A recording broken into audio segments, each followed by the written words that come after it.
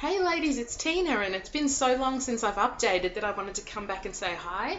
I hope everybody starts their holiday or festive seasons going wonderfully well, and that Thanksgiving was wonderful for everyone.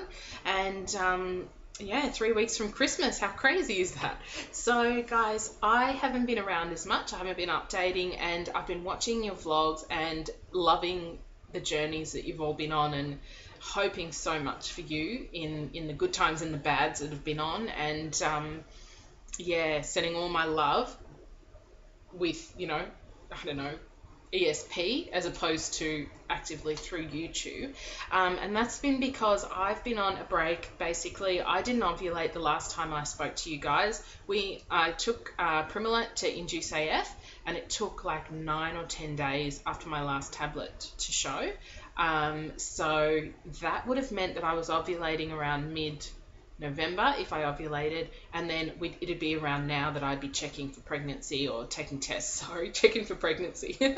That's a weird thing to say, but taking tests and that kind of thing. And then that would mean, like, for me, ultimately, if I had a miscarriage, then it would be around Christmas, and third for the year I didn't want to do, and fifth in a row I didn't want to experience in 2013, that's for sure. So we've decided to take that break.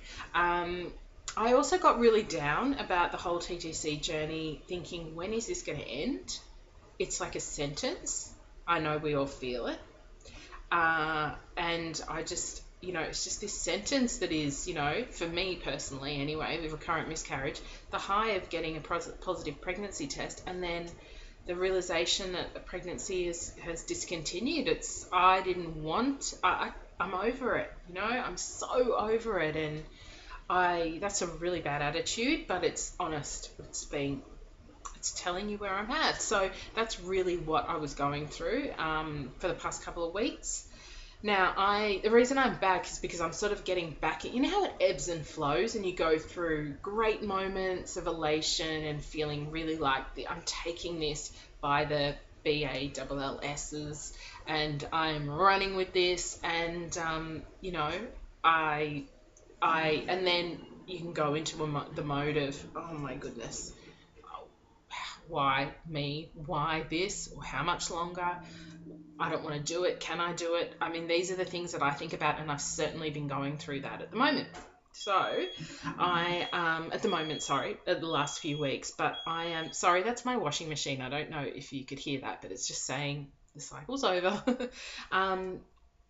Yeah, so anyway, I am a week away from going to get a second opinion with another fertility specialist. So I've been with my current fertility specialist for a year now. In fact, it was a year on the 17th of November. And I'm now going to see a different fertility specialist to get her opinion on the idea of IVF with PGD. So what my husband and I have decided is we'll go for another 2 rounds with a positive pregnancy test. That's the way we talk now. It's not 2 cycles of trying. It's 2 rounds of a positive pregnancy test. And if there's no take-home baby at the end of both of those scenarios, then we'll move on to IVF PGD. But financially and just emotionally and physically, it's a massive sacrifice. So we want to make sure that's the right move for us. So to get a second opinion seems like the right thing to do. And this fertility clinic is, I don't know, they're like the fertility clinic I go to now. They're like the 2 big clinics in the state I live in. So it kind of makes sense to go and see this lady. She also has on her website that she specializes in recurrent miscarriage issues, so that's great as well for me, and obviously PCOS she's experienced in, and just little other things like, guys, I've had my ovarian reserve assessed through just an AMH level blood test, and I've never had it backed up with a day 2 scan or an FSH level scan at 3 days, cycle day 3.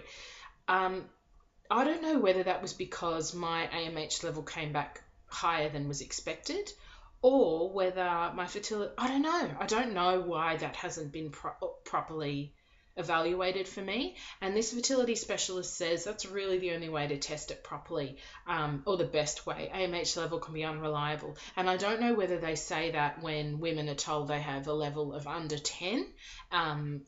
It's unreliable more for those women, and therefore, because my level came back higher, it was 53,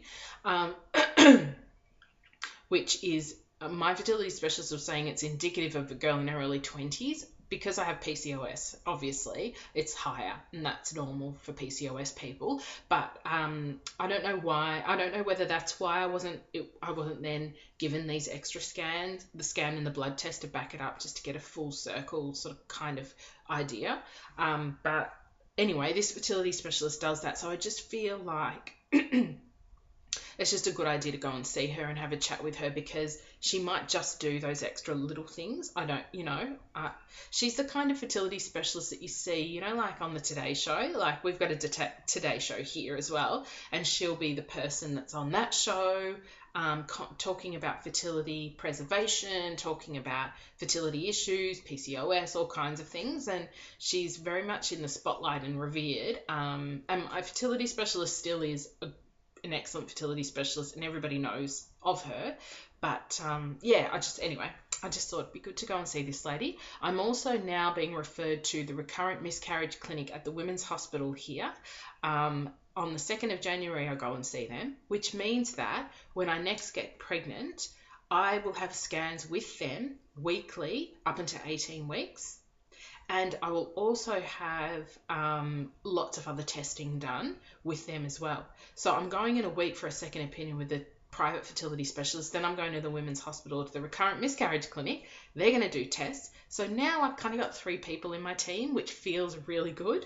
I've just started seeing a gastroenterologist, and I'm going to have an endoscopy, so the assessment down the gullet, and then a colonoscopy, which is that way, and which I'm sure you all know anyway, and they're going to double check things like inflammatory bowel issues and also digestive issues, celiac disease, that kind of thing, just to double check that that's not what's causing issues with my pregnancy. And the gastroenterologist was so ridiculously lovely to me, and this is the first time a caregiver has said to me, let's make sure, Tina, we'll make sure everything's going well with you digestively to ensure that you can have the best chance of bringing home a baby in 2014. And, none of my specialists have ever said, that, like, I hear you guys say that your specialists sometimes say to you things like, we're going to get you that baby, or, I'm going to do my best to try and make this happen for you, or to give you the best chance you're going to get. I have never had that said to me by my fertility specialist. And so, it doesn't mean anything. It's not going to increase your chances necessarily, but to have that level of commitment and connection, more importantly, that level of connection with you as their patient, is so much of what I look for in a caregiver. At the same time, my fertility specialist is great. She's very clinical, as my husband says. She knows exactly the to-the-minute sort of stuff, but you don't get that. She's very kind as well and gentle, but you don't get that, that friendly kind of connection, commitment sort of thing as such, where there is those comments of, there are reassuring comments. That's not true. She does make reassuring comments of, I think it's going to be okay, or that kind of thing. But I do love it when you guys say that your specialists are like, we're going to make this happen for you or something. And yeah, it just feels nice to have that said, even if it's not true. And intellectually that doesn't increase your chances of anything, but it's that seeing you as the patient that they are committed to is really nice. Anyway, so that is it, guys. I've got 3 different things coming up in terms of my TTC journey, and they'll all be over and done with by the end of January. So yeah, I think in a week, after I go to this specialist, I'll report back on anything that she said. And that is it. That's it. So I haven't done my Christmas tree or anything, so I will film in a week. I'll hopefully be in front of my Christmas tree filming, as opposed to my little display of fake flowers. I'm into them at the moment, and I know that that's like, they've been around from, people have been doing all those gorgeous floral crowns. My niece makes all these cute floral crowns that her and her girlfriends wear. And I know everyone's been wearing them and using fake flowers for ages, but I've just gotten into them.